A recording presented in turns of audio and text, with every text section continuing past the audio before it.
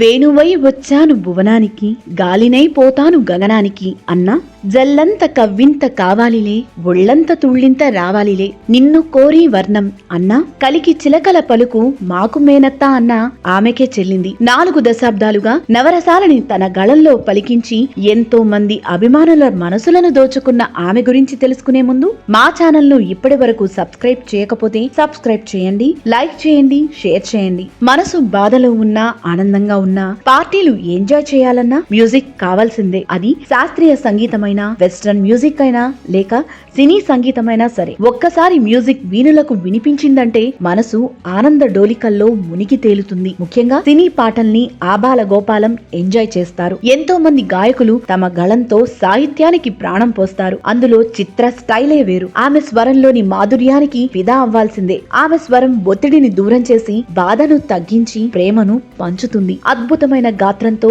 వేలాది మంది హృదయాలను మంత్రముగ్ధుల్ని చేస్తుంది. సంగీత ప్రపంచంలో ఆమె స్వరశిఖరం. శ్రోతల హృదయాల్లో ఆమె పాటలు ఎప్పటికీ పదిలమే. ప్రేమ, కరుణ, భయానకం ఇలా ఏ సన్నివేశానికైనా ఆమె గళం తోడైతే ఆ పాట మరింత అద్భుతంగా మారుతుంది. ప్రేమ పాటలు, భక్తి పాటలు, అమ్మ ప్రేమను తెలిపే సంగీతం ఇలా ఏదైనా సరే చిత్ర గళంతో ప్రజలను ఓలలాడించారు. సౌత్ టు నార్త్ అన్ని ఇండస్ట్రీలలో దాదాపు 30,000కు పైగా పాటలు పాడారు. ఎంతో మంది సంగీత ప్రియుల ఆదరాభిమానాలను సొంతం చేసుకున్నారు. యావత్ సినీ సంగీత ప్రపంచంలో తన గాత్రంతో సుస్థిర స్థానాన్ని సంపాదించుకున్నది చిత్ర. ఆమె మధురమైన గాత్రంతో సంగీత ప్రియులను కన్నీళ్లు పెట్టిస్తుంది, నవ్విస్తుంది, అలరిస్తుంది. సంప్రదాయ చీరకట్టుతో, బొట్టుతో ఎంతో హుందాగా, ఎప్పుడూ చిరునవ్వుతో ప్రశాంతంగా కనిపిస్తారు సింగర్ చిత్ర. కానీ ఆ స్వచ్ఛమైన చిరునవ్వు వెనక చెప్పలేనంత విషాదం దాగుంది. చిత్ర జీవితంలో ఎప్పటికీ చెరగని దుఃఖం తన కూతురు నందన దూరం అవడం.